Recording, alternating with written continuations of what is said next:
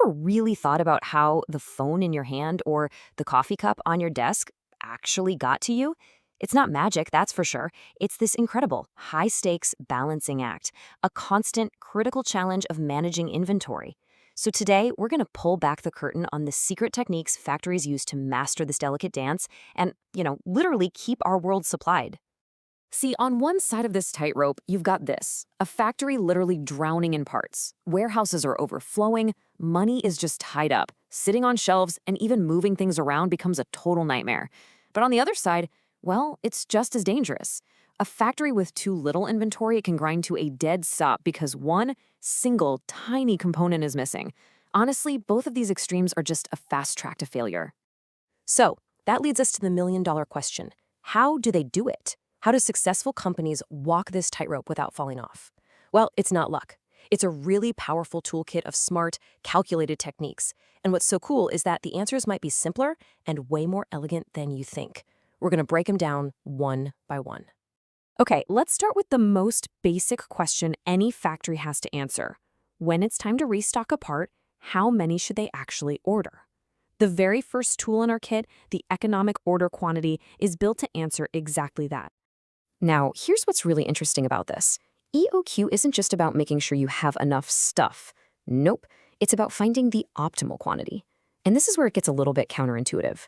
It's a specific formula designed to find that magic number that minimizes the total costs of both placing an order and physically storing the inventory.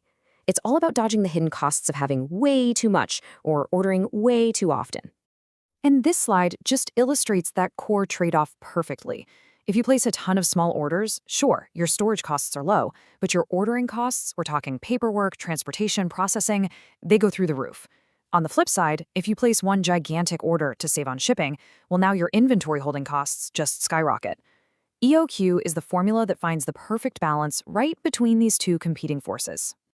And let's be super clear about what holding costs really means. It's not just the price of a shelf. It's the cost of the warehouse space itself, the people and equipment to move the materials around, insurance against loss, and the very real risk that those parts could get damaged or even become obsolete before you ever get a chance to use them.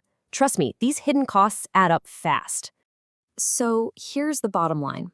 EOQ crunches the numbers to find the exact point where those two opposing costs, ordering and holding, meet at their absolute lowest. It's that sweet spot. For the company, that means maximum efficiency. And in the real world, it saves them a ton of money. Okay, so EOQ tells us how much to order. But that's only half the puzzle, right? The next equally critical question is when to place that order. And for that, we need two more clever tools that work together perfectly: safety stock and the reorder point. Because, let's be honest, the real world is messy. A perfect plan on paper can get totally blown up in an instant. A customer might suddenly double their order out of the blue.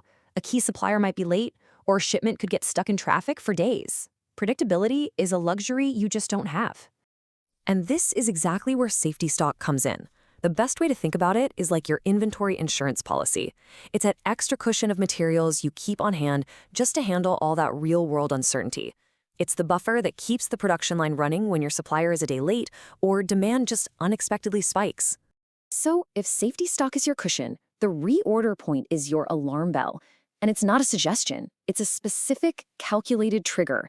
It's the exact inventory level that, once you hit it, screams, place the next order now. And the logic behind it is actually beautifully simple. First, you figure out how much stuff you'll use while you're waiting for your supplier.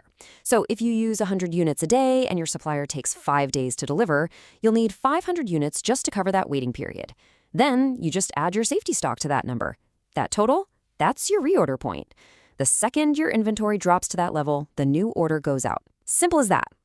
So now we have a system for knowing how much to order and exactly when to order it. But think about it for a second. A factory has thousands, maybe tens of thousands of different parts. You can't possibly manage every single one with the same level of intensity. That would be insane. And this is where our third tool, ABC analysis, comes in to give us some much-needed focus.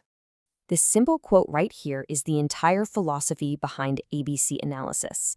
It's just recognizing that you should spend your time and energy managing the things that matter most. It's basically a system of inventory triage. So the system divides everything into 3 buckets. A items are your most valuable. They might only be a small percentage of your total parts, but they make up the bulk of your inventory cost. These guys demand strict, constant control. C items are the total opposite. Low value, high quantity. They just need simpler, less intense control. And B items? Well, they're everything in between. To make this more real, think about it like this. Your A items are the expensive, critical components, like specialized copper rods or imported polymers. You track these things meticulously. Your C items are the cheap, common stuff, nuts, bolts, packaging tape. You just need to make sure you don't run out. This focus lets a factory put its resources where they'll have the biggest impact. So we've looked at EOQ, safety stock, and ABC analysis. Why is mastering this toolkit so absolutely fundamentally critical? Well, because the cost of getting that balance wrong is just enormous. When control fails, you end up right back where we started. Production lines stop, which costs a fortune in idle time. Money that could be used to grow the business is just blocked, sitting on a shelf as useless inventory. You're paying huge storage costs, and the risk of materials getting wasted or damaged just goes way, way up. But when you get it right, the rewards literally transform the entire business. Your cash flow improves because you're not overspending on stuff you don't need. Production becomes stable and predictable. Your warehouse operates at peak efficiency, and your whole supply chain becomes more reliable and resilient. It's a game changer. So take a look around you right now. Seriously. The device you're watching this on, the chair you're sitting in, every single object is the end result of a successful inventory balancing act. So next time you pick something up, just take a second to appreciate the invisible dance of control that made it all possible. It's a secret that, once you see it, is impossible to unsee.